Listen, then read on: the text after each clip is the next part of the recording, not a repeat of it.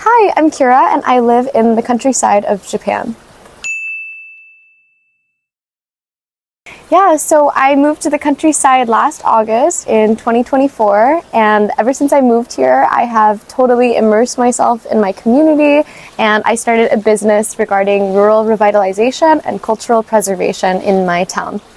My business revolves around rural revitalization and cultural preservation. And the reason I started it was when I was 18 years old, I studied abroad in the Amazon rainforest and I studied conservation, ecology, and biodiversity. And I've always had a deep passion for sustainability. And this really transferred into my love for humanity and travel. So I wanted to do something that preserves Japan's culture. And why do I think this should concern you? I think as we move into a digital age where everything is AI, we don't even know what's real or fake online anymore. It's more important than ever to preserve authentic human connections, and even the traditions and art and the nature that surrounds us needs to be preserved and showcased for the world to experience. Ever since moving here and after traveling to over 18 prefectures in Japan, I have just fallen in love with the sense of community here and the nature, and waking up each morning feeling really fulfilled, like I'm living a Studio Ghibli life.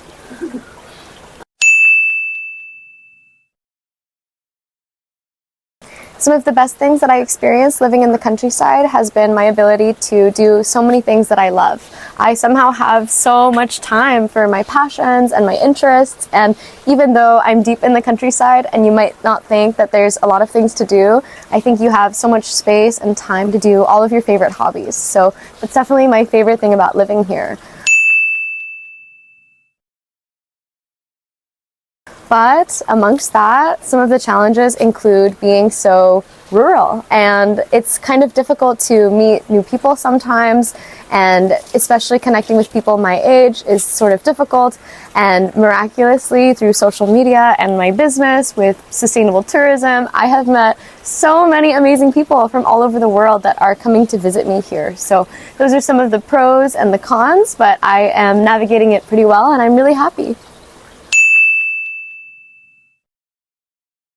I think what I enjoy most about Japan is how hard everybody works to keep the environment beautiful and take care of each other and themselves. It's taught me a lot about doing well in life and what success truly means. So for me, being out here, I have so much care and attention in everything I do, and I just try harder with everything. And from the architecture to the food you eat, I think Japan is really special in that way. An additional question. You talked about what you love doing here so much because you have the time. What is that you love and what is the passion here for you? So as for what I'm actually doing in Japan, I am really integrating into my community. So when I first came here, I joined a 3,500-year-old traditional Japanese dance called kagura, and that has been so much fun and so enriching for me. And because I was able to do that, I made so many connections in my community that truly feel like family, and that's been the best experience for me. And launching off of that, I really wanted to showcase the culture and share it with the world, and that's why I started a business to help preserve the cultures of Japan. And I am offering programs for people to experience the countryside, and also doing consultations for people that want really rich and authentic experiences, connecting with people all over Japan. And it's just been truly a blessing to share my corner of the world with the world. Right now I'm offering a lot of activities. So in Japan there's a lot of traditional Japanese sports and events that people can attend, but many tourists are totally unaware of. So I'm offering the chance to come here and do a bunch of activities, and I'm offering overnight stays at some really incredible locations that are from locals in my community. Whether you stay in a beautiful astronomy park with an oji-chan who is so energetic and is awake from dusk till dawn, or you are hanging out with a intergenerational woodcutter who has an incredible property where he has channeled his career into and wants to share the life cycle of wood and how we use it for bathing and food. I think the places that I'm showing people are really rich with experiences and are different to other places you can stay in Japan.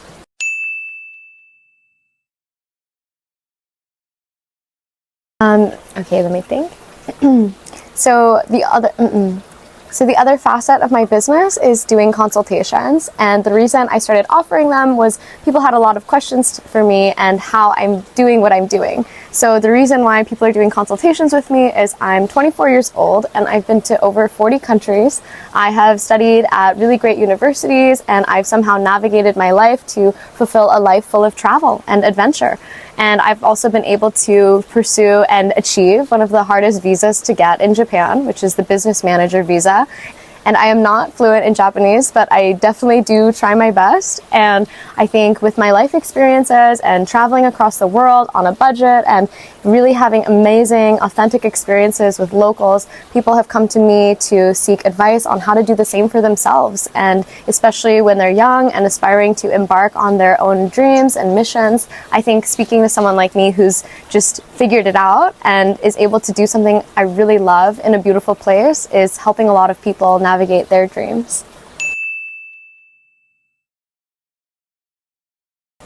One of the best things about my business is seeing how my community is so happy to see the guests that I am bringing here. Whether it was a 7-foot-tall guy from the Netherlands who impressed all of the kids by his height and his accent and his demeanor, or it was a very spiritual customer who could share a lot about samurai history with us as a student who is from Latvia, it has been so interesting to see how my community responds to the people I'm bringing here. And rather than it being just a regular tourist, my community is learning so much about the world, and children are learning about different countries, and it's been so inspiring to have true international cultural exchange between people that genuinely love Japan and then in my community who is really excited and welcoming towards tourists.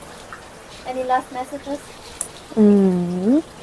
The best thing I've learned about starting a business and just life in general is to take as many risks as possible. And the best thing to do in life is to make mistakes and learn from your mistakes. And I know there are some things that maybe I would have done differently if I could go back in time, but at the same time, doing those things at all is what led me to where I am today. So I recommend for anyone out there who is searching for their dreams to just get started, and you don't have to wait for an arbitrary date to get started. It doesn't have to be New Year's or your birthday.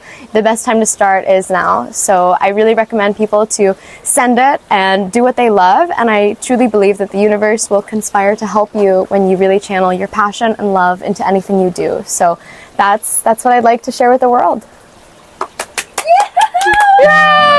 Stop.